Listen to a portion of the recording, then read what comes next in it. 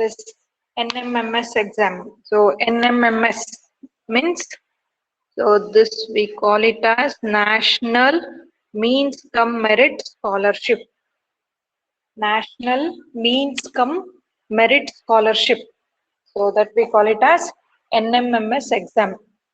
So in this NMMS exam, so why this exam is conducted for the 8th standard students means, so what is the education policy you have studied in your social science? So what is that? Free and compulsory education for all the children from 6 to 14 years. So when you come to 8th standard, you will be in 14 years, I think. So after that, those who are intelligent students are there. So because of some financial problems, they may not be able to continue their studies. So in order to make the students continue their studies, so it is a government scheme. So it is an MHRD, central government scheme. So MHRD means Ministry of Human Resource Development, we call. So that is one ministry in central government. So this exam is conducted all over India. So by MHRD, so that is for 8th standard students, and that we call it as the NMMS exam. And in this exam, the main objective is to give scholarship amount for the meritorious students and who are economically weaker sections. So so that they can continue their study up to their secondary stage or to second PUC. So this scholarship amount is given for them, and it is mainly conducted for 8th standard students to reduce the dropout of the students. ಕೆಲವೊಬ್ರು 8th ಗೆ ಹೋದ ತಕ್ಷಣ just 8th ಮುಗಿಸಿದ ತಕ್ಷಣ school ಸಾಕ್ ಬಿಡು ಅಂತ ಹೇಳಿ ಬಿಟ್ಬಿಡ್ತಾರೆ. ಬಟ್ ಅಂತವ್ರದ್ದು ಎಜುಕೇಶನ್ ಕಂಟಿನ್ಯೂ ಆಗ್ಲಿ ಅಂತ ಹೇಳ್ಬಿಟ್ಟು this NMMS exam is conducted for 8th standard students. And this exam so conduct ಮಾಡಿದ್ಮೇಲೆ ಏನ್ ಮಾಡ್ತಾರೆ, throughout the state, throughout the country, 1 lakh scholarships are given. So ಈ ಸ್ಕೀಮ್ ನಲ್ಲಿ ಏನು ಅಂದ್ರೆ ಎವ್ರಿ ಇಯರ್ 1 lakh ಸ್ಟೂಡೆಂಟ್ಸ್ ನ ಸೆಲೆಕ್ಟ್ ಮಾಡ್ತಾರೆ throughout the country. So throughout the country ಅಂದ್ರೆ ಥ್ರೂಔಟ್ ಇಂಡಿಯಾ 1 lakh ಸ್ಟೂಡೆಂಟ್ಸ್ ನ ಸೆಲೆಕ್ಟ್ ಮಾಡ್ತಾರೆ ಈ ಸ್ಕೀಮ್ ನಲ್ಲಿ. ಈ ಸ್ಕೀಮ್ ಅಂದ್ರೆ ಈ NMMS ಎಕ್ಸಾಮ್ ಏನ್ ಮಾಡಿರ್ತಾರೆ ಆ ರಿಸಲ್ಟ್ಸ್ ನಲ್ಲಿ ಟಾಪರ್ಸ್ ಲಿಸ್ಟ್ ನ ಮಾಡ್ತಾರೆ. ಸೊ ಆ ಲಿಸ್ಟ್ ಅಲ್ಲಿ 1 lakh ಸ್ಟೂಡೆಂಟ್ಸ್ ನ ಸೆಲೆಕ್ಟ್ ಮಾಡ್ತಾರೆ. ಸೊ ಆ 1 lakh ಸ್ಟೂಡೆಂಟ್ಸ್ ನ ಹೆಂಗ್ ಸೆಲೆಕ್ಟ್ ಮಾಡ್ತಾರೆ, ಒಂದೊಂದು ಸ್ಟೇಟ್ಗೆ ಒಂದೊಂದು ನಂಬರ್ ಇರುತ್ತೆ. So throughout the country suppose 30 states are participating. So 30 ಸ್ಟೇಟ್ಸ್ಗೂ ಡಿವೈಡ್ ಮಾಡ್ತಾ ಹೋಗ್ತಾರೆ, ಒಂದೊಂದು ಸ್ಟೇಟ್ಗೆ ಇಷ್ಟಿಷ್ಟು ಸ್ಕಾಲರ್ಶಿಪ್ ಅಂತ ಹೇಳಿ. So depending on the population or the number of applicants in that state, so ಅದ್ರ ಮೇಲೆ ಡಿಪೆಂಡ್ ಆಗಿ they will be just allotting the number of scholarships for them. So ಅದ್ರಲ್ಲಿ ಮೇನ್ ಕರ್ನಾಟಕಕ್ಕೆ ಎಷ್ಟು scholarship, 5334 scholarships for Karnataka state. Karnataka state ನಲ್ಲಿ 5334 scholarships are given for Karnataka state. ಅಂದ್ರೆ ನೀವ್ exam ಬರಿತಾ ಇದ್ದೀರಿ ಅಂದ್ರೆ your ranking should come within 5334. ಅಂದ್ರೆ ಈಗ ಕರ್ನಾಟಕದಿಂದ ಎಲ್ಲಾ 8th standard ಸ್ಟೂಡೆಂಟ್ಸ್ ಎಷ್ಟು ಅಪ್ಲೈ ಮಾಡಿರ್ತಾರೆ. Suppose say for example, last year ನಾವು 10th in the exams ನೋಡಿದ್ರೆ around 8 lakh students wrote 10th standard exam. So ಅದ್ರದ್ದು ನಂಬರ್ ಪ್ರಕಾರ ನೋಡಿದ್ರೆ 8th standard ನಲ್ಲಿ they just will take 1 lakh students ಅಂತ. So Karnataka state ಇಂದಾನೆ 1 lakh ಸ್ಟೂಡೆಂಟ್ಸ್ ಎಕ್ಸಾಮ್ ಬರೆದ್ರೆ ಅದ್ರಲ್ಲಿ ಸೆಲೆಕ್ಟ್ ಮಾಡೋದು ಎಷ್ಟು ಜನನ, 5334 students are selected throughout the Karnataka. So throughout the Karnataka 5334 students ನ ಸೆಲೆಕ್ಟ್ ಮಾಡ್ತಾರೆ ಅಂದ್ರೆ ಎಷ್ಟು ನೀವು ಪ್ರಿಪೇರ್ ಆಗ್ಬೇಕು, with in this rank you should come 5334. And ಬೇರೆ ಬೇರೆ ಸ್ಟೇಟ್ಗೆ suppose like for Andhra it is 7000 something is their number. ಬೇರೆ ಬೇರೆ ಸ್ಟೇಟ್ಗೆ ಬೇರೆ ಬೇರೆ ನಂಬರ್ಸ್ ಇರುತ್ತೆ. ಟೋಟಲ್ 1 lakh ಸ್ಕಾಲರ್ಶಿಪ್ಸ್ ಇನ್ ಇಂಡಿಯಾದಲ್ಲಿ ಸೆಲೆಕ್ಟ್ ಮಾಡೋದು 1 lakh ಸ್ಕಾಲರ್ಶಿಪ್ಸ್. ಕರ್ನಾಟಕದಲ್ಲಿ ಸೆಲೆಕ್ಟ್ ಮಾಡೋದು 5,334 scholarships are given for Karnataka students 8th standard ನಲ್ಲಿ. ಸೊ ಅದಕ್ಕೆ ನೀವು ವಿತ್ ಇನ್ ದಿಸ್ ನಂಬರ್ ಬರಬೇಕು ಅಂದ್ರೆ within your rank should be within 5,000. So ಈ ರ್ಯಾಂಕ್ ಒಳಗಡೆ ಬರ್ಬೇಕು ಅಂದ್ರೆ ನೀವು ಎಷ್ಟು ಎಫರ್ಟ್ಸ್ ಹಾಕಿ ಪ್ರಿಪೇರ್ ಆಗ್ಬೇಕು ಅಂತ ಹೇಳಿ ನೀವು ಇದನ್ ಮಾಡ್ಕೊಬೇಕು. ಓಕೆ, ಸೊ ಈ ಸ್ಕಾಲರ್ಶಿಪ್ ಅಮೌಂಟ್ ಎಷ್ಟಿರುತ್ತೆ? ಸೊ ಅಂದ್ರೆ 12,000 rupees will be given for you. Scholarship amount 12,000 rupees per annum. So ಒಂದ್ ವರ್ಷಕ್ಕೆ ಪರ್ ಆನಮ್ ಅಂದ್ರೆ ಒಂದ್ ವರ್ಷಕ್ಕೆ 12,000 rupees ಇಸ್ ಗಿವನ್. ನೀವು 9th ಸ್ಟ್ಯಾಂಡರ್ಡ್ ಹೋದ ತಕ್ಷಣ 8th ಸ್ಟ್ಯಾಂಡರ್ಡ್ ಅಲ್ಲಿ ಎಕ್ಸಾಮ್ ಬರೀತೀರಿ. ಸೊ 8th ಸ್ಟ್ಯಾಂಡರ್ಡ್ ಅಲ್ಲಿ ಎಕ್ಸಾಮ್ ಬರ್ದು ಕ್ವಾಲಿಫೈ ಆದ್ರೆ 9th ಹೋದ ತಕ್ಷಣ NSP ಅಪ್ಲಿಕೇಶನ್ ನೀವು ಹಾಕಿದ ತಕ್ಷಣ ನಿಮ್ಗೆ 9th ಗೆ ಮುಗಿಯೋದ್ರೊಳಗೆ 12,000 rupees will be credited to your account.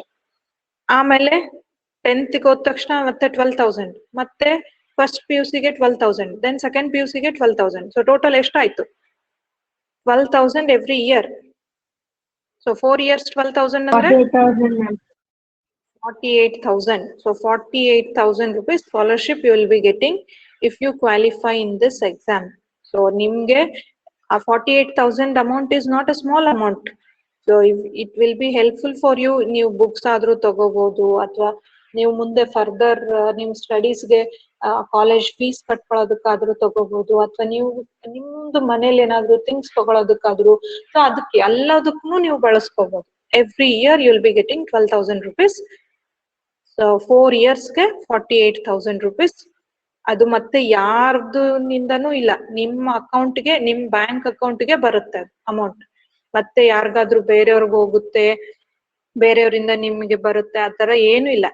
ನೀವ್ ಎಕ್ಸಾಮ್ ಕ್ವಾಲಿಫೈ ಆದ್ರೆ ಡೈರೆಕ್ಟ್ 12,000 rupees ನಿಮ್ ಅಕೌಂಟಿಗೆ ಆಡ್ ಆಗ್ಬಿಡುತ್ತೆ.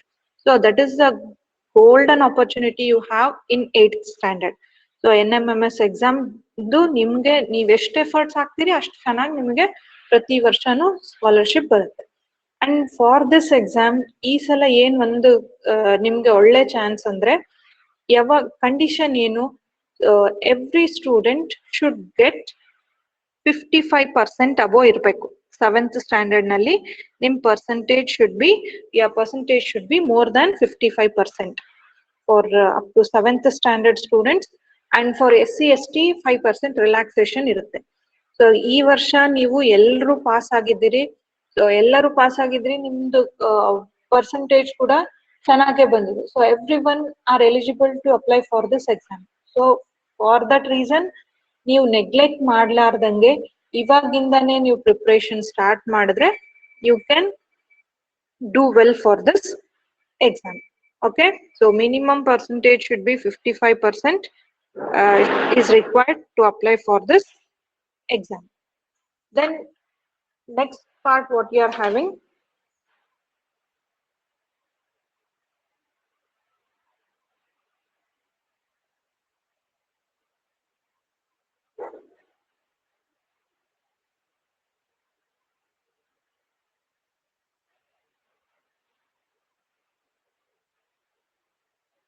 so in this you will be having mainly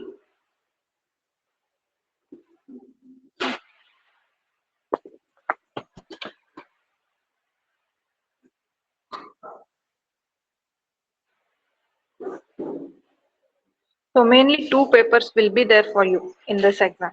So one is math, so that we call it as GMAT, the general mental ability test, and the other one is SAT, so that is scholastic aptitude test. So 2 papers in that part 1 is based on the mental ability, and part 2 is based on the scholastic aptitude test, and each paper will carry 90 marks. So for first paper, part 1, it is 90 marks, and second paper also it carries 90 marks. So allige eshtayitu 90 plus 90 total marks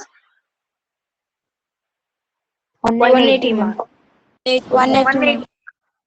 180 questions, 180 marks, 180 questions, and time is 180 minutes. So 180 minutes ಅಂದ್ರೆ ಎಷ್ಟು hours ಆಯ್ತು? 3 hours, ma'am. 3 hours, Yes. ma'am. 180 minutes means it is for 3 hours. You are going to write this exam for 3 hours. 3 hours ನಲ್ಲಿ ನೀವು 180 marks ಗೆ exam ಬರೀತೀರಿ. So ಅದ್ರದ್ದು ಎಕ್ಸಾಮ್ದು ಏನಿರುತ್ತೆ 180 marks, 180 questions ಇರುತ್ತೆ. So ಅದು GMAT mental ability 90 marks, 90 questions, and scholastic aptitude test 90 marks, 90 questions. So total 180 marks, 180 questions, 180 minutes. ಅಂದ್ರೆ ಒಂದು question ಎಷ್ಟು ಮಿನಿಟ್ಸ್ ನಲ್ಲಿ ಆನ್ಸರ್ ಮಾಡಬೇಕು? Each question should 1 be minute, answered ma'am. in 1 minute. Timing ನೋಡ್ಕೊಳ್ರಿ. 1 minute ಒಂದು question solve ಮಾಡೋಷ್ಟು ability ಬರ್ಬೇಕು ನಿಮ್ಗೆ. ಅಂದ್ರೆ ನೀವು ಪ್ರಾಕ್ಟೀಸ್ ಎಷ್ಟು ಮಾಡ್ಬೇಕಾಗುತ್ತೆ. ಓಕೆ, ಸೊ ನೀವು ಪ್ರಾಕ್ಟೀಸ್ ಜಾಸ್ತಿ ಮಾಡ್ದಂಗೆಲ್ಲ ನಿಮ್ಗೆ ಆನ್ಸರ್ ಮಾಡೋದಕ್ಕೆ ಸ್ಪೀಡ್ ಆಗಿ ಚೆನ್ನಾಗಿ ಆನ್ಸರ್ ಮಾಡಕ್ ಫಾಸ್ಟ್ ಆಗಿ ಅಪ್ಲೈ ಮಾಡೋದಕ್ಕೆ ಆಗುತ್ತೆ. ನೀವು ಕ್ವೆಶನ್ಸ್ ಆನ್ಸರ್ ಮಾಡೋದಕ್ಕೆ ನೀವು ಪ್ರಾಕ್ಟೀಸ್ ಮಾಡ್ಲಿಲ್ಲ ಅಂದ್ರೆ 1 minute ಒಂದು ಕ್ವೆಶನ್ ಆನ್ಸರ್ ಮಾಡೋದು ಕಷ್ಟ ಆಗುತ್ತೆ. Okay, so this is the exam pattern. ಎರಡು ಪಾರ್ಟ್ ಇರುತ್ತೆ. ಒಂದ್ is GMAT and the other one is scholastic aptitude test. And one more thing, ಈ NMMS ಎಕ್ಸಾಮ್ದು ಎಲಿಜಿಬಿಲಿಟಿ ಏನು ಅಂದ್ರೆ ನೀವು ಗವರ್ಮೆಂಟ್ ಸ್ಕೂಲ್ ಅಥವಾ ಏಡೆಡ್ ಸ್ಕೂಲ್ ನಲ್ಲಿ ಮಾತ್ರ ಓದ್ತಿರ್ಬೇಕು. ನಿಮ್ ಫ್ರೆಂಡ್ಸ್ ಯಾರಾದ್ರೂ ಬೇರೆ ಗವರ್ಮೆಂಟ್ ಸ್ಕೂಲ್ ನಲ್ಲಿ ಇದ್ರೆ ಅಥವಾ ಏಡೆಡ್ ಸ್ಕೂಲ್ ನಲ್ಲಿ ಇದ್ರೆ you can tell them to apply. But private school ನಲ್ಲಿ ಇದ್ರೆ ಅಥವಾ ನವೋದಯ ಸ್ಕೂಲ್ ನಲ್ಲಿ ಇದ್ರೆ ಅಥವಾ ಕೇಂದ್ರೀಯ ವಿದ್ಯಾಲಯದಲ್ಲಿ ಇದ್ರೆ ಮುರಾರ್ಜಿ ಸ್ಕೂಲ್ ನಲ್ಲಿ ಇದ್ರೆ ಸೊ ಅಂತ ಸ್ಟೂಡೆಂಟ್ಸ್ಗೆ ಈ ಎಕ್ಸಾಮ್ ಬರೆಯೋದಕ್ಕೆ ಎಲಿಜಿಬಿಲಿಟಿ ಇಲ್ಲ. ಸೊ ನೀವು ಆದರ್ಶ ಸ್ಕೂಲ್ ನಲ್ಲಿ ಇದ್ದೀರಿ, so you have this eligibility right this exam. Okay, so ಅದು ಒಂದು ಎಲಿಜಿಬಿಲಿಟಿ ನೆನ್ಪಿಟ್ಕೊಂಡಿರ್ಬೇಕು. ಅಂಡ್ ಯಾವುದೇ ಸ್ಟೂಡೆಂಟು ಈ ಎಕ್ಸಾಮ್ ಆದ್ಮೇಲೆ, ಸೊ ಇದೇನ್ ನೀವು ಎಕ್ಸಾಮ್ ಆದ್ಮೇಲೆ ಅಕಸ್ಮಾತ್ ಇದ್ರಲ್ಲಿ ಏನಾದ್ರು ಕಂಟಿನ್ಯೂ ನಿಮ್ಗೆ ಸ್ಕಾಲರ್ಶಿಪ್ ಬಂತು ಅಂದ್ರೆ ಆ ಸ್ಕಾಲರ್ಶಿಪ್ ಅಮೌಂಟ್ ತಗೋಬೇಕು ಅಂದ್ರೆ ನೀವು ನೆಕ್ಸ್ಟ್ 9th ಅಲ್ಲಿ ಕೂಡ ನಿಮ್ ಪರ್ಸೆಂಟೇಜ್ ಅಬೌವ್ 60 to 70% ಇರ್ಬೇಕು. 10th ಅಲ್ಲಿ ಕೂಡ ನಿಮ್ ಪರ್ಸೆಂಟೇಜ್ 60 ಅಬೌವ್ ಇರ್ಬೇಕು. And first year PUC, second year PUC ನಲ್ಲಿ ಕೂಡ ನಿಮ್ scholarship amount sorry not scholarship, your percentage in 9th, 10th, 11th, 12th should be more than 60% to continue this scholarship. ನೀವು suppose 8th ಅಲ್ಲಿ ನಿಮ್ಗೆ eligible ಆದ್ರಿ exam ಬರೆಯೋದಕ್ಕೆ, exam ನಲ್ಲಿ qualify ಆದ್ರಿ, 9th ಪರ್ಸೆಂಟೇಜ್ ಕಡಿಮೆ ಆಗ್ಬಿಡ್ತು ಅಂದ್ರೆ 10th ಗೆ ನಿಮಗೆ ಸ್ಕಾಲರ್ಶಿಪ್ ಅಮೌಂಟ್ ಬರಲ್ಲ. ಸೊ ನೀವು ಒನ್ಸ್ ನೀವು ಎಕ್ಸಾಮ್ ಕ್ವಾಲಿಫೈ ಆದ್ರೆ ನಿಮ್ ಸ್ಕಾಲರ್ಶಿಪ್ ಅಮೌಂಟ್ ನಿಮ್ಗೆ ಬರ್ಬೇಕು ಅಂದ್ರೆ ಯಾರ್ this should be percentage every year should be more than 60% only. That you should keep in mind. And one more thing, so ಯಾರೆಲ್ಲ ನಿಮ್ಗೆ ಸ್ಕಾಲರ್ಶಿಪ್ ಅಮೌಂಟ್ ಗೆ ಎಲಿಜಿಬಲ್ ಆಗ್ತೀರಿ ಅವರು after 10th standard either you should go for first year PUC. Science ಕಾದ್ರೂ ಹೋಗ್ಬೋದು, arts ಕಾದ್ರೂ ಹೋಗ್ಬೋದು, commerce ಕಾದ್ರೂ ಹೋಗ್ಬೋದು. Then also you will get scholarship. But ನೀವೇನಾದ್ರೂ ಡಿಪ್ಲೊಮಾ ಅಥವಾ ITI ಆ ತರ ಏನಾದ್ರೂ ಸ್ಟಡೀಸ್ ಚೇಂಜ್ ಮಾಡ್ಕೊಂಡ್ರೆ ದೆನ್ ನಿಮ್ ಸ್ಕಾಲರ್ಶಿಪ್ ಅಮೌಂಟ್ ನಿಮ್ಗೆ ಬರಲ್ಲ. Scholarship amount just 9th 10th you will get. But first year PUC ಹೋದ್ರೆ ಮಾತ್ರ ನಿಮಗೆ ಸ್ಕಾಲರ್ಶಿಪ್ ಅಮೌಂಟ್ ಬರುತ್ತೆ. ನೀವೇನಾದ್ರೂ ನಾನು 10th ಆದ್ಮೇಲೆ ಡಿಪ್ಲೊಮಾ ಮಾಡ್ತೀನಿ, ITI ಮಾಡ್ತೀನಿ ಅಂದ್ರೆ ನಿಮಗೆ ಈ ಸ್ಕಾಲರ್ಶಿಪ್ ಅಮೌಂಟ್ ಕಂಟಿನ್ಯೂ ಆಗಲ್ಲ. Okay, that also you should remember. And now is it clear for this? And to appear for this, to qualify for this exam, so ಎಷ್ಟು ಮಾರ್ಕ್ಸ್ ಬರಬೇಕು ಅಂದ್ರೆ ಈ 90 ಮಾರ್ಕ್ಸ್ ಇರುತ್ತಲ್ಲ, ಸೊ 90 ಮಾರ್ಕ್ಸ್ ನಲ್ಲಿ 40% ಇರ್ಬೇಕು. 40% of 90 marks ಬಂದ್ರೆ ಮಾತ್ರ ನೀವು ಎಲಿಜಿಬಿಲಿಟಿ ಲಿಸ್ಟ್ ಅಲ್ಲಿ ಇರ್ತೀರಿ. ಸೊ 40 ಮಾರ್ಕ್ಸ್ 40% ಆಫ್ 90 ಮಾರ್ಕ್ಸ್ ಅಂದ್ರೆ ಎಷ್ಟು? your mark should be more than 36. 36 marks ಗಿಂತಲೂ ಜಾಸ್ತಿ ಬರಬೇಕು 90ಗೆ. ಅಂಡ್ SAT ಪೇಪರ್ ನಲ್ಲಿ ಕೂಡ ಮೋರ್ ದ್ಯಾನ್ 36 ಬರಬೇಕು. ಹಂಗಂತ ಹೇಳಿ ನೀವು 36 ಟಾರ್ಗೆಟ್ ಅಂತ ಇಟ್ಕೊಳಂಗಿಲ್ಲ. 36 ಟಾರ್ಗೆಟ್ ಇಟ್ಕೊಳಂಗಿಲ್ಲ ಅಂತಂದ್ರೆ your minimum marks should be more than 36 I told. So throughout the Karnataka state exam ಬರಿತಾ ಇದ್ದಾರೆ ಅಂದ್ರೆ ನಿಮ್ಮನ್ನ ರ್ಯಾಂಕ್ ಲಿಸ್ಟ್ ನಲ್ಲಿ ಆಡ್ ಮಾಡೋದಕ್ಕೆ ಮಿನಿಮಮ್ ಇಷ್ಟು ಮಾರ್ಕ್ಸ್ ಬಂದಿರಬೇಕು. 36, if you get less than 36 in any one of the paper also, your name will not be included in rank list. So suppose 1 lakh students exam ಬರ್ದಿದ್ದಾರೆ ಅಂದ್ರೆ ಅದರಲ್ಲಿ say 50,000 students, if they have got more than 36, so ಆ 50,000 students rank list prepare ಮಾಡ್ತಾರೆ. ಆ 50,000 students rank list prepare ಮಾಡಿದಾಗ top 5,334 students ಏನಿರ್ತಾರೆ ಅವರಿಗೆ ಮಾತ್ರ ಸ್ಕಾಲರ್ಶಿಪ್ ಅಮೌಂಟ್ ಬರುತ್ತೆ. ಸೊ ನೀವು ರ್ಯಾಂಕ್ ಲಿಸ್ಟ್ ನಲ್ಲಿ ಹೆಸರು ಆಡ್ ಆಗ್ಬೇಕು ಅಂದ್ರೆ ನಿಮ್ ಮಾರ್ಕ್ಸ್ ಮೋರ್ ದ್ಯಾನ್ 36 ಇರ್ಬೇಕು. ಅಂಡ್ ನೀವು ಸ್ಕಾಲರ್ಶಿಪ್ ತಗೊಳ್ಳೋದಕ್ಕೆ ಎಲಿಜಿಬಿಲಿಟಿ ಬರ್ಬೇಕು ಅಂದ್ರೆ out of this 90 in both the papers. So 90 + 90 180 ಅಂದ್ರೆ ನಿಮ್ಮ ಮಾರ್ಕ್ಸ್ ಮಿನಿಮಮ್ 150 ಗಿಂತಲೂ ಜಾಸ್ತಿ ಬರಬೇಕು. Are you getting my point what I am saying? So out of 180 your marks should be more than 150 to get rank in NMMS exam. ಅರ್ಥ ಆಗ್ತಿದೆ ನಾ ಹೇಳ್ತಾ ಇರೋದು? Yes ma'am. 180ಗೆ 150 ಅಬೋ ಇರಬೇಕು ನಿಮ್ ಮಾರ್ಕ್ಸ್. ಸೊ 180ಗೆ 150 ಅಬೋ ಇರಬೇಕು ಅಂತ ಅಂದ್ರೆ ನಿಮ್ ಪ್ರಿಪ್ರೇಷನ್ ಎಷ್ಟು ಮಾಡ್ಬೇಕು. ಸೊ ನೀವು ನಿಮ್ ಮಾರ್ಕ್ಸ್ 180ಗೆ 150 ಅಬೋ ಬಂತು ಅಂದ್ರೆ ವಿತೌಟ್ ಎನಿ ಡೌಟ್ ನೀವು ಕನ್ಫರ್ಮ್ ಆಗಿ ನಿಮ್ಗೆ NMMS ಸ್ಕಾಲರ್ಶಿಪ್ ಬರುತ್ತೆ ಅಂತ ಕನ್ಫರ್ಮ್ ಆಗಿ ನಿಮ್ದು ನೀವು ಡಿಸೈಡ್ ಮಾಡ್ಕೊಂಡ್ಬಿಡ್ಬೋದು. In case if you get lesser marks like 100 ಗಿಂತಲೂ ಕಡಿಮೆ ಬಂತು ಅಥವಾ between 130 and 150, there are some chances. Just think, throughout Karnataka 1 lakh students ಬರ್ತಿದ್ದಾರೆ ಅಂದ್ರೆ ಅದ್ರಲ್ಲಿ just they are going to take 5,334. So you should come with in that number. 5,334 number ನಲ್ಲಿ ಬರ್ಬೇಕು. ಆ 5,334 ಥ್ರೂಔಟ್ ಕರ್ನಾಟಕ. ಅದ್ರಲ್ಲಿ ಮತ್ತೆ ಡಿಸ್ಟ್ರಿಕ್ಟ್ ವೈಸ್ ಸಪರೇಟ್ ಮಾಡ್ತಾರೆ. ಸೊ ಡಿಸ್ಟ್ರಿಕ್ಟ್ ವೈಸ್ ಸಪರೇಟ್ ಮಾಡಿದ್ರೆ ಆ ವಿತ್ ಇನ್ ಬಳ್ಳಾರಿ ಡಿಸ್ಟ್ರಿಕ್ಟ್ ನಲ್ಲಿ ನಿಮ್ ನೇಮ್ ಬರ್ಬೇಕು. ಸೊ ನಿಮ್ ನೇಮ್ ವಿತ್ ಇನ್ ಡಿಸ್ಟ್ರಿಕ್ಟ್ ಬರ್ಬೇಕು ಅಂದ್ರೆ ಥ್ರೂಔಟ್ ಬಳ್ಳಾರಿ ಡಿಸ್ಟ್ರಿಕ್ಟ್ ಎಷ್ಟು ಆದರ್ಶ ಸ್ಕೂಲ್ಸ್ ಇದಾವೆ, ಎಷ್ಟು ಗವರ್ಮೆಂಟ್ ಸ್ಕೂಲ್ಸ್ ಇದಾವೆ, ಎಷ್ಟು ಏಡೆಡ್ ಸ್ಕೂಲ್ಸ್ ಇದಾವೆ, ಆ ಎಲ್ಲಾ ಸ್ಟೂಡೆಂಟ್ಸ್ ಜೊತೆ ನೀವು ಕಾಂಪೀಟ್ ಮಾಡ್ದಂಗೆ ಇರುತ್ತೆ. So it is competition is very tough, but if you put efforts from now you can definitely score 180ಗೆ ಈಸಿಲಿ. ನೀವು ಎಫರ್ಟ್ಸ್ ಇವಾಗಿಂದಾನೇ ಹಾಕಿದ್ರೆ ಆರಾಮಾಗಿ 150 ಅಬೌವ್ ಬರುತ್ತೆ. Okay, is it clear about this? Exam pattern ಬಗ್ಗೆ ಅರ್ಥ ಆಯ್ತಾ ಎಲ್ಲರಿಗೂ? Yes ma'am. Do you have doubts in Yes, this? ma'am. No ma'am. Understood? No, ma'am. Okay. Yes, ma'am. Yes. So next. Ma'am, in mental what? ability test. Ma'am, in that mental I'll ability test. I'll tell you next. ಇದಿಷ್ಟು ಇಲ್ಲಿವರೆಗೂ ಹೇಳಿದ ಅರ್ಥ ಆಯ್ತಾ ಎಲ್ಲರಿಗೂ? Yes, ma'am. Yes, ma'am. So next ಏನಿದೆ, first will see what you should read in the scholastic aptitude test. So SAT ಅಂದ್ರೆ ಏನಿರುತ್ತೆ ಅದ್ರಲ್ಲಿ? ಸೊ SAT ಎಕ್ಸಾಮ್ ನಲ್ಲಿ ಏನಿರುತ್ತೆ ಅಂದ್ರೆ ಸ್ಕಾಲಸ್ಟಿಕ್ ಆಪ್ಟಿಟ್ಯೂಡ್ ಟೆಸ್ಟ್ ಅಂತ ಹೇಳಿದೆ. ಸೊ ಅದ್ರಲ್ಲಿ ನಿಮ್ಗೆ total if you observe, so ಇಲ್ಲಿ ಫಿಸಿಕ್ಸ್ಗೆ 12 ಕ್ವೆಶನ್ಸ್ 12 ಮಾರ್ಕ್ಸ್, ಕೆಮಿಸ್ಟ್ರಿಗೆ 11 ಕ್ವೆಶನ್ಸ್ 11 ಮಾರ್ಕ್ಸ್, ಬಯಾಲಜಿಗೆ 12 ಕ್ವೆಶನ್ಸ್ 12 ಮಾರ್ಕ್ಸ್. ಅಂದ್ರೆ ಟೋಟಲ್ ಸೈನ್ಸ್ ಇಂದ ಎಷ್ಟು ಮಾರ್ಕ್ಸ್ ಆಯ್ತು? 12 + 12 + 11 35 ಮಾರ್ಕ್ಸ್.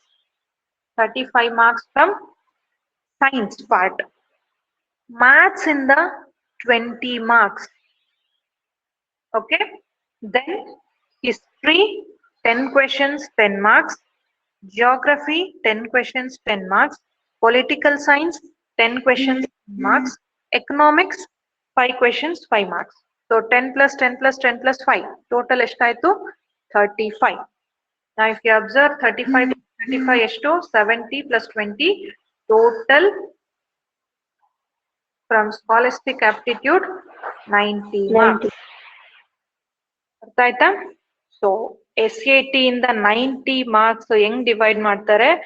ಸೈನ್ಸ್ ಪಾರ್ಟ್ ಇಂದ 35 ಮಾರ್ಕ್ಸ್, ಸೋಷಿಯಲ್ ಪಾರ್ಟ್ ಇಂದ 35 ಮಾರ್ಕ್ಸ್, ಮ್ಯಾಥ್ಸ್ ಪಾರ್ಟ್ ಇಂದ 20 ಮಾರ್ಕ್ಸ್.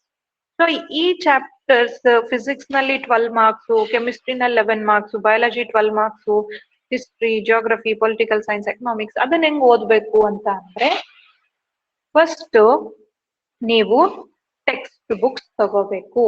ಸೊ ನಿಮ್ಮ ಹತ್ರ 8th ಸ್ಟ್ಯಾಂಡರ್ಡ್ ಟೆಕ್ಸ್ಟ್ ಬುಕ್ಸ್ ಅಂತೂ ಇದ್ದೇ ಇರುತ್ತೆ.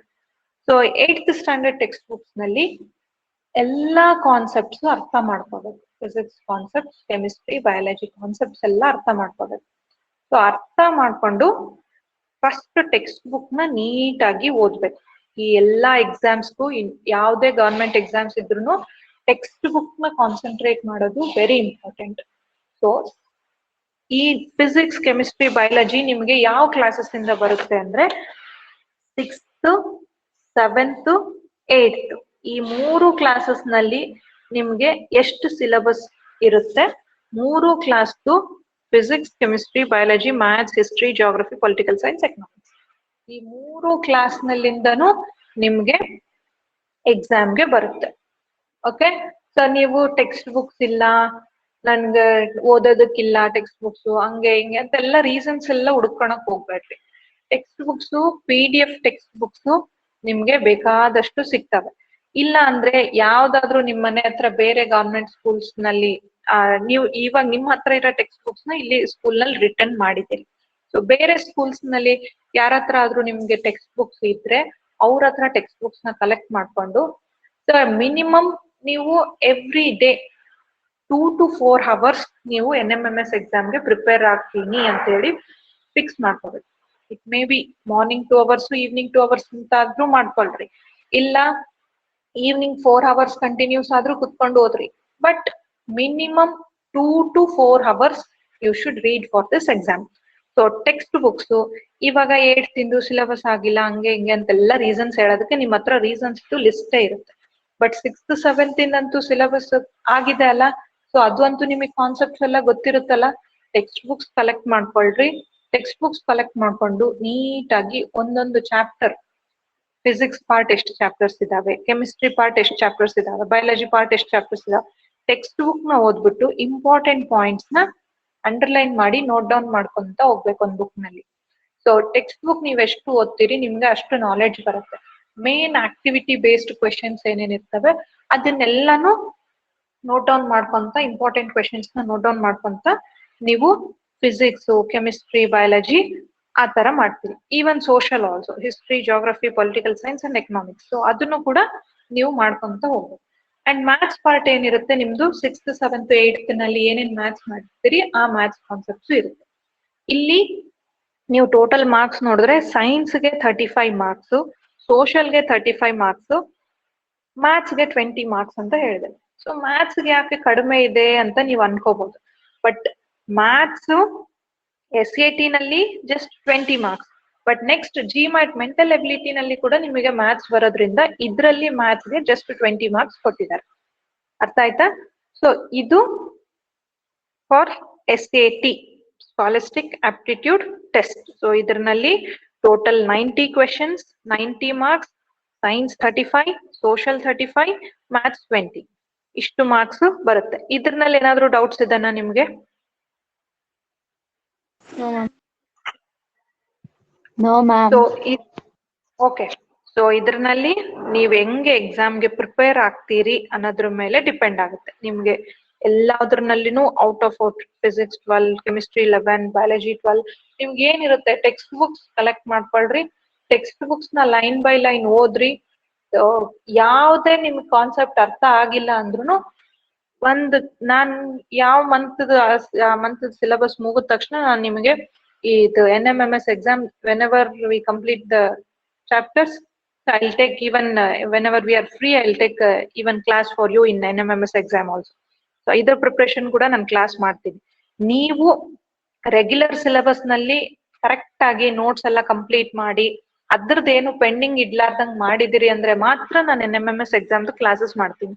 ಇಲ್ಲ ಅಂದ್ರೆ ನೀವು ಅದ್ರದೇ ಪೆಂಡಿಂಗ್ ಇಟ್ಟು ನೋಟ್ಸ್ ಬರಿಲಾರ್ದಂಗೆ, ಟೆಸ್ಟ್ ಪೇಪರ್ಸ್, ಆಕ್ಟಿವಿಟೀಸ್ ಸಬ್ಮಿಟ್ ಮಾಡ್ಲಾರ್ದಂಗೆ ಅದ್ರದೇ ಪೆಂಡಿಂಗ್ ಇಟ್ಕೊಂಡ್ರಿ ಅಂದ್ರೆ ನಾನು ಈ ಎಕ್ಸಾಮ್ದು ಏನು ಹೇಳಲ್ಲ ನಿಮ್ಗೆ. ಯಾಕಂದ್ರೆ ನೀವು ಫಸ್ಟ್ ಅದನ್ನ ಕಂಪ್ಲೀಟ್ ಮಾಡ್ಬೇಕು. ಅದನ್ನ ಕಂಪ್ಲೀಟ್ ಮಾಡಿದ್ರೇನೆ ನಾನು ಈ ಎಕ್ಸಾಮ್ ಬಗ್ಗೆ ಹೇಳ್ತೀನಿ.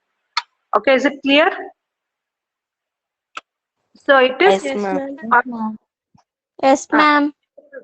to science, Okay, ma'am. maths and Okay, ma'am. so ನಿಮ್ದು ಎಕ್ಸಾಮ್ಸ್ಗೆ ಏನ್ ಪ್ರಿಪೇರ್ ಆಗ್ಬೇಕು ಸೈನ್ಸ್ ಮ್ಯಾಥ್ಸ್ ಸೋಷಿಯಲ್ ನೀವು ಟೆಕ್ಸ್ಟ್ ಬುಕ್ಸ್ ನ ಓದ್ರಿ ಯಾವ್ದೇ ಕಾನ್ಸೆಪ್ಟ್ ಅರ್ಥ ಆಗಿಲ್ಲ ಅಂದ್ರೂ you can ask me or any teachers and they'll be there to clear your doubts. Okay, so ನೀವು ನನಗ್ ಕೂಡ ನೀವು ಯಾವ ಸಬ್ಜೆಕ್ಟ್ ಬೇಕಾದ್ರೂ ನೀವು ಸೈನ್ಸ್ ಮ್ಯಾಥ್ಸ್ ಸೋಷಿಯಲ್ ಏನ್ ಡೌಟ್ಸ್ ಬೇಕಾದ್ರೂ ನೀವು ಕೇಳ್ರಿ ನಾನು ಕ್ಲಿಯರ್ ಮಾಡ್ತೀನಿ. Okay, is it clear now? So we'll even take based on this NMMS exam also. So this year out of 78 students minimum 50 students ನೀವು NMMS ನಲ್ಲಿ ಕ್ವಾಲಿಫೈ ಆಗ್ಬೇಕು ಅನ್ನೋದೇ ನನ್ಗೆ ಬೇಕಾಗಿರೋದು. So I am telling you about this exam now it's. Okay, so ಈ SAT paper pattern ಬಗ್ಗೆ ಅರ್ಥ ಆಯ್ತಾ ಎಲ್ಲರಿಗೂ? ಇದ್ರಲ್ಲಿ ಏನಾದ್ರು ಡೌಟ್ಸ್ ಇದನ್ನ? No, ma'am. No, ma'am. Okay, No, ma'am. so then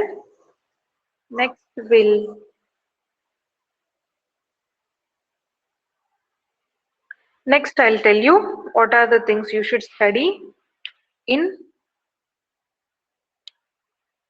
mental ability. So mental ability ನಲ್ಲಿ ಏನೇನ್ ಬರುತ್ತೆ ಅಂದ್ರೆ ಇಷ್ಟು ಇರುತ್ತೆ, 90 ಮಾರ್ಕ್ಸ್. ಸೊ 90 ಮಾರ್ಕ್ಸ್ಗೆ ಏನೇನು? First number series.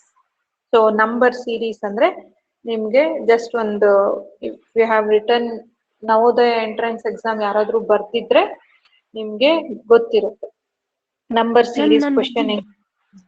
ಹಾ, ಸೊ ನಂಬರ್ ಸೀರೀಸ್ ಕ್ವೆಶನ್ ಯಾವ ರೀತಿ ಇರುತ್ತೆ ಅಂತ ಹೇಳಿ ನಿಮ್ಗೆ ಒಂದು ಐಡಿಯಾ ಇರುತ್ತೆ. Suppose they will be giving ಒಂದ್ ನಂಬರ್ 5 to 6 ನಂಬರ್ಸ್ ಕೊಟ್ಟಿರ್ತಾರೆ. ಸೊ ಅದ್ರಲ್ಲಿ ನೆಕ್ಸ್ಟ್ ನಂಬರ್ ಯಾವುದು ಅಂತ ಹೇಳಿ ನೀವು ಅದು ಪ್ಯಾಟರ್ನ್ ನ ಸ್ಟಡಿ ಮಾಡ್ಬಿಟ್ಟು ನೀವು ಆ ನಂಬರ್ನ ಹೇಳ್ಬೇಕಾಗುತ್ತೆ. ಓಕೆ, ಸೊ ಅದು ಒಂದು ನಂಬರ್ ಸೀರೀಸ್ ಮೇಲೆ ಎಕ್ಸಾಮ್ ಕ್ವೆಶನ್ಸ್ ಇರುತ್ತೆ. Then wrong number in the series. So series of question numbers will be given. In that you should identify which number is wrong. So ಆ ರೀತಿ questions ಇರುತ್ತೆ. Then odd one numbers. So ಅದ್ರಲ್ಲಿ wrong number ಒಂದಿದ್ರೆ ಇನ್ನೊಂದು add numbers ಅಂತ ಇರುತ್ತೆ. Add one numbers ಅಂದ್ರೆ 2 pairs numbers ಕೊಟ್ಟಿರ್ತಾರೆ ಅಥವಾ 4 numbers will be given. In that 3 number same ಇರುತ್ತೆ, ಒಂದು ನಂಬರ್ ಮಾತ್ರ ಬೇರೆ ಇರುತ್ತೆ. Suppose for example 4 prime numbers ನಲ್ಲಿ 3 ಪ್ರೈಮ್ ನಂಬರ್ಸ್ ಕೊಟ್ಟಿರ್ತಾರೆ, ಒಂದು ಕಾಂಪೋಸಿಟ್ ನಂಬರ್ ಕೊಟ್ಟಿರ್ತಾರೆ. So you should identify which is the odd one out. Or 3 even numbers ಕೊಟ್ಟಿರ್ತಾರೆ, ಒಂದು ಆಡ್ ನಂಬರ್ ಕೊಟ್ಟಿರ್ತಾರೆ, ಅದ್ರಲ್ಲಿ ಆಡ್ ನಂಬರ್ ಯಾವುದು ಅಂತ ಫೈಂಡ್ ಔಟ್ ಮಾಡ್ಬೇಕು. ಅಥವಾ 3 co-prime numbers will be given, one set of prime numbers will be given. You should find out which is that. Or multiples of 15, 25 ಆ ರೀತಿ ಕೊಟ್ಟಿರ್ತಾರೆ, ಒಂದು ಇರಲ್ಲ ಅದ್ರಲ್ಲಿ ಮಲ್ಟಿಪಲ್ಸ್. ಸೊ ಆ ರೀತಿ ಕ್ವೆಶನ್ಸ್ ಇರುತ್ತೆ. That one is odd one numbers. So ಅದನ್ನ ವಿಭಿನ್ನವಾಗಿರುವ ಸಂಖ್ಯೆ ಅಂತಾನು ಅಂತ. ದೆನ್ ನೆಕ್ಸ್ಟ್ ಒನ್ ಏನು? ಅನಾಲಜಿ. ಸೊ ಅನಾಲಜಿ ನಂಬರ್ಸ್ ಅಂದ್ರೆ ಏನು? ಸಿಮಿಲರ್ ನಂಬರ್ಸ್ ಇರುತ್ತೆ. ಸೊ ಸಿಮಿಲರ್ ನಂಬರ್ಸ್ ಅಂದ್ರೆ ಯಾವ ರೀತಿ ಬರುತ್ತೆ ಅಂದ್ರೆ ನಿಮಗೆ ಜಸ್ಟ್ 2 ನಂಬರ್ಸ್ ಇರುತ್ತೆ. ಈಗ suppose one number will be given and square of that number will be given. Like for example 1/2 ಕೊಟ್ಟಿರ್ತಾರೆ, 1/2 is to 1/8 ಅಂತ ಕೊಟ್ಟಿರ್ತಾರೆ. ಈ ರೀತಿ ಒಂದು ನಂಬರ್ ಇರುತ್ತೆ. So that is another one number will be given 2/3 ಅಂತ ಕೊಟ್ಟಿರ್ತಾರೆ. ಸೊ ಇದಕ್ಕೆ ಏನ್ ಮಲ್ಟಿಪ್ಲೈ ಮಾಡಬೇಕು? So like that questions you will be getting. So to get 8 in the denominator, what you are multiplying here? So you are going to multiply 4. 4, 2 ma'am. 4s are 8. So in the same way, what you should multiply here to get like 2/3 or the cube of that number. Even you can take 2 cube is 8. In the same way, 2/3 whole cube is what you get? 2 cube is 8.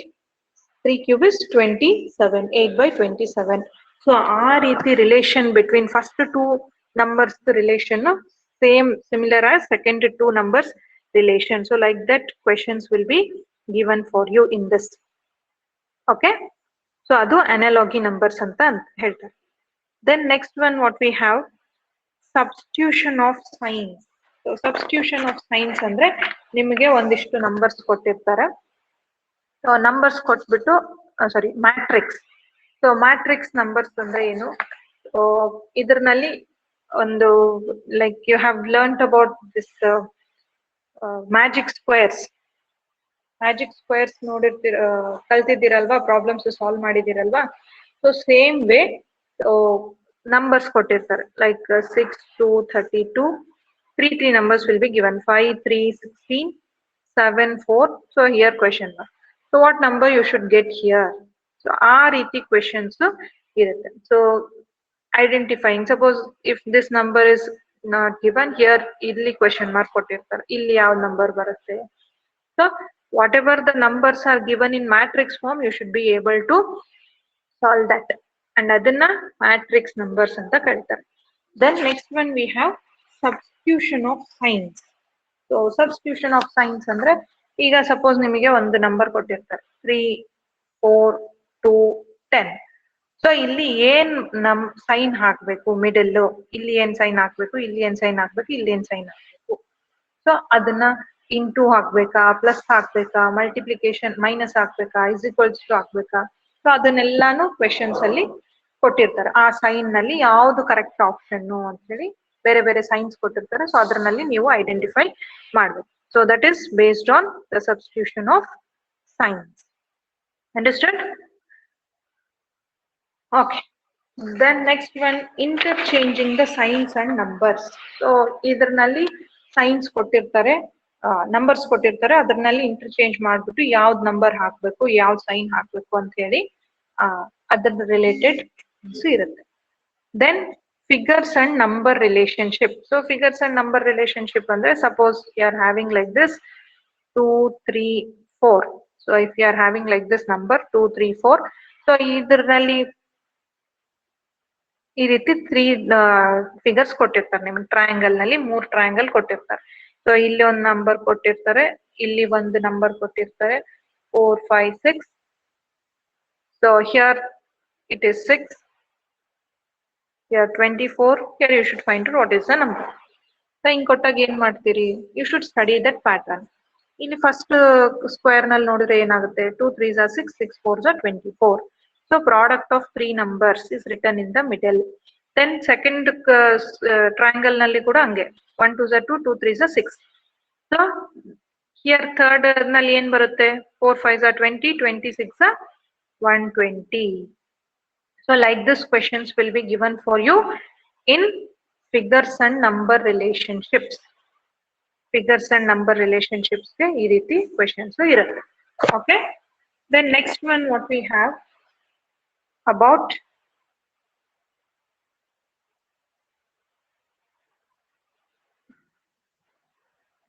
set of numbers and rules. So set of numbers and rules andre, it is just like the same way how you did number series anta helidnalla. So ade riti ಕೆಲವೊಂದಿಷ್ಟು numbers ಕೊಟ್ಬಿಟ್ಟು ಅದರಲ್ಲಿ you should identify whether that is a square number or cube number, or whether you are getting by subtracting the previous number.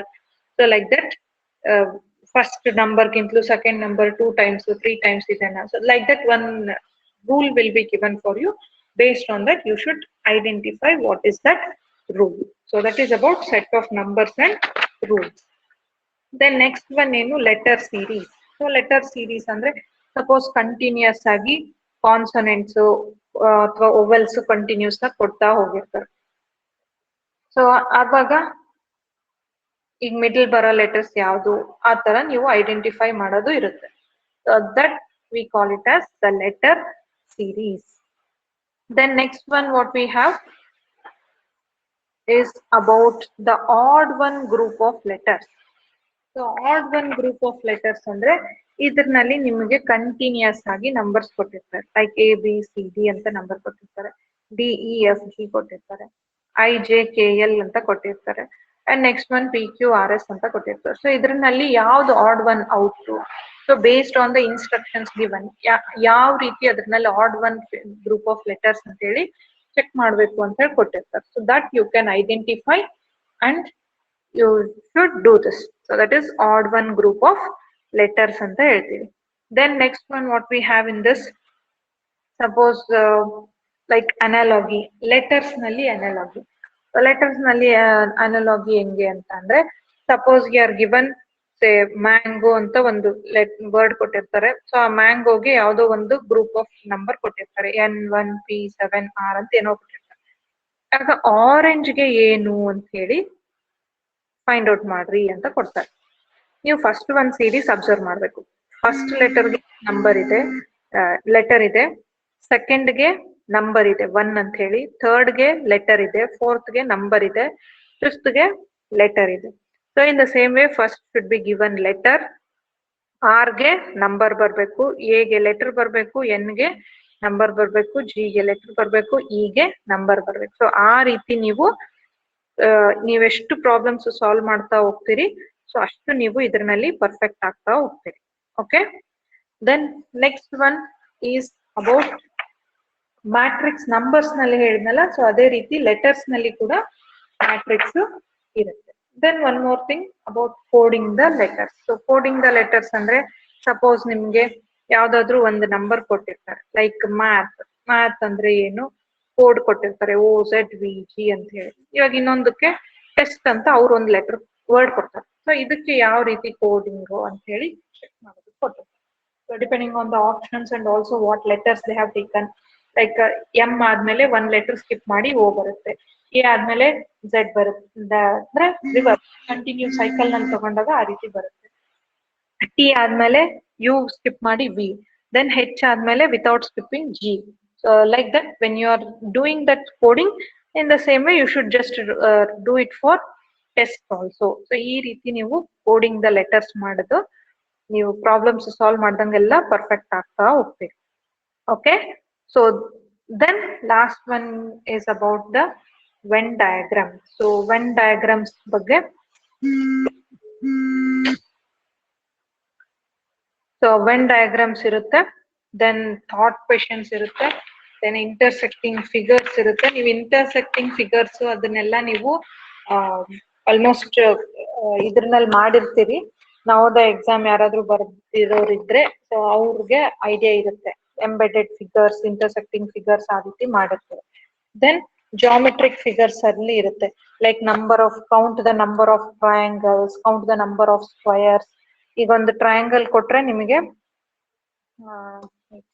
So ಒಂದ್ triangle ಕೊಟ್ಬಿಟ್ಟು ಎಷ್ಟು triangles ಇದಾವೆ count ಮಾಡ್ರಿ ಅಂತ ಕೊಟ್ಟಿರ್ತಾರೆ. ಹಂಗೆ ಬೇರೆ ಬೇರೆ ಶೇಪ್ಸ್ ಕೊಟ್ಟಿರ್ತಾರೆ ನಿಮ್ಗೆ, ಶೇಪ್ಸ್ ಕೊಟ್ಬಿಟ್ಟು ಅದರಲ್ಲಿ ಎಷ್ಟು ಸ್ಕ್ವೇರ್ಸ್ ಇದಾವೆ ಕೌಂಟ್ ಮಾಡ್ರಿ ಅಂತ ಕೊಟ್ಟಿರ್ತಾರೆ. So that we call it as the geometric figures ಅಂತ ಹೇಳ್ತೀವಿ. Then coding and decoding. So coding and decoding also same way how I told you about the numbers, letters ಹೇಳಿದ್ನಲ್ಲ coding, same way this also will be that. Then completion of figures or figural series. So completion of figures and figural series ನೀವು Navodaya exam ನಲ್ಲಿ ಮಾಡಿದ್ರೆ ನಿಮ್ಗೆ ಅದ್ರದ್ದು idea ಇರುತ್ತೆ. Then odd one figure also if you have done exam that you will analogy figures also. So ಇದ್ರಲ್ಲಿ ಕೂಡ ನೀವು Navodaya exam ನಲ್ಲಿ ಮಾಡಿರ್ತೀರಿ ಅಂತ ಅನ್ಕೊಂತೀನಿ. ನಾವು analogy figures, superimpose figures and also paper fold. So punch ಮಾಡಿದ್ರೆ ಎಲ್ಲಿ ಹೋಲ್ಸ್ ಬರುತ್ತೆ ಅಂತ ಹೇಳಿ. So that is also there in your Navodaya exam. Then dice and cubes. Dice and cubes ನೀವು ಮಾಡಬೇಕು ಅಂದ್ರೆ like what you have learnt in 7th standard about nets. Dice to nets ಬಗ್ಗೆ ಹೇಳಿರ್ತಾರಲ್ಲ miss, so ಅದ್ರದ್ದು idea ಇರಬೇಕು. Then mirror image and hidden or embedded image. So last ಏನಿದೆ mental ability. So just that if you practice then you can do it very well. Okay, so this is all about the mental ability test, MAT. So MAT related ಏನಾದ್ರೂ questions ಇದೆ, ಇವೆಲ್ಲ topics ಇರುತ್ತೆ. So this all I have uploaded this in the study material section, whatever the pictures I have shared in the class today, and this video recording is also available. If you want you can go through that recording once again. ನೀವು ಆಮೇಲೆ classes ಎಲ್ಲ ಆದ್ಮೇಲೆ ಒಂದ್ಸಲ ನೀವು ಈ recordings ನ ಕೂಡ ನೋಡ್ಕೊಳ್ರಿ. If you start preparing from now onwards, ನಾನು ಸಿಲೆಬಸ್ ಏನಿದೆ ಅಂತ ಎಲ್ಲ ಹೇಳಿದ್ದೀನಿ, ಯಾವ್ಯಾವ್ದ್ರಿಂದ ಎಷ್ಟೆಷ್ಟು ಮಾರ್ಕ್ಸ್ ಬರುತ್ತೆ ಅಂತ ಕೂಡ ಹೇಳಿದ್ದೀನಿ. ಸೊ ನೀವ್ ಎಷ್ಟು ಪರ್ಫೆಕ್ಟ್ ಆಗಿ ಪ್ರಾಕ್ಟೀಸ್ ಮಾಡ್ತೀರಿ ಅಷ್ಟು ಚೆನ್ನಾಗಿ ನಿಮ್ಗೆ ಸೊ ಎವ್ರಿ ಇಯರ್ 12,000 rupees ನಿಮ್ಗೆ ಅಮೌಂಟ್ ನಿಮ್ಮ ಅಕೌಂಟ್ಗೆ ಬರುತ್ತೆ. So this is all about NMMS exam. ಅರ್ಥ ಆಯ್ತಾ ಹೇಳಿದ್ದು? And do you have any doubts regarding this? You can ask me now. No, ma'am. No, ma'am. No, ma'am. Raviteja, ಇವತ್ತು ನೀನ್ test papers ಬರ್ಬೇಕು ನನ್ಗೆ. Okay, so if you are not having any doubts, will you prepare for this exam? ಅಥವಾ syllabus ಜಾಸ್ತಿ ಇದೆ ಬೇಡ ಅಂತ ಅನ್ಕೊಂತೀರಾ? We'll prepare for this exam. Okay, so I think now you got one idea ಏನೇನ್ ಇರುತ್ತೆ ಎಕ್ಸಾಮ್ಗೆ, ಏನೇನ್ ಪ್ರಿಪೇರ್ ಆಗ್ಬೇಕು ಅಂತ ಹೇಳಿ, ಯಾವ್ಯಾವ್ದಕ್ಕೆ ಎಷ್ಟೆಷ್ಟು ಮಾರ್ಕ್ಸ್ ಅದನ್ನೆಲ್ಲ ನೀವು ನೋಟ್ ಡೌನ್ ಮಾಡ್ಕೊಂಡಿದ್ದೀರಿ ಅಂತ ಅನ್ಕೊಂಡಿದೀನಿ. ಇಲ್ಲ ಅಂದ್ರೆ ಸ್ಟಡಿ ಮೆಟೀರಿಯಲ್ ಸೆಕ್ಷನ್ ನಲ್ಲಿ ಪಿಕ್ಚರ್ಸ್ ಅಪ್ಲೋಡ್ ಮಾಡಿದೀನಿ. ಅಂಡ್ ಆಲ್ಸೋ ನಿಮ್ಗೆ ಕ್ಲಾಸ್ ರೆಕಾರ್ಡಿಂಗ್ ಕೂಡ ಇರುತ್ತೆ. Once again you can go through that recording and start preparing from now itself. ಸೊ ನೀವು ಪ್ರಿಪೇರ್ ಆಗ್ತಾ ಇದ್ದೀರಿ, ನಿಮ್ಗೆ ಎಕ್ಸಾಮ್ ಬರಿಬೇಕು ಅಂತ ಇಂಟ್ರೆಸ್ಟ್ ಇದೆ ಅಂತ ನನ್ಗೆ ಅನ್ಸಿದ್ರೆ ನಾನು ನಿಮಗೆ ಕ್ಲಾಸ್ ಮಾಡ್ತೀನಿ. ಇಲ್ಲ ಅಂದ್ರೆ ನೀವು ಯಾರ್ಯಾರು ಪ್ರಿಪೇರ್ ಆಗ್ತಾ ಇದ್ದೀರಿ, ನಿಮ್ಗೆ ಏನಾದ್ರು ಡೌಟ್ಸ್ ಇದ್ರೆ ಹೇಳಿ ಕ್ಲಿಯರ್ ಮಾಡ್ಕೋಬಹುದು. Okay, if you are not having any doubts you can leave the class now.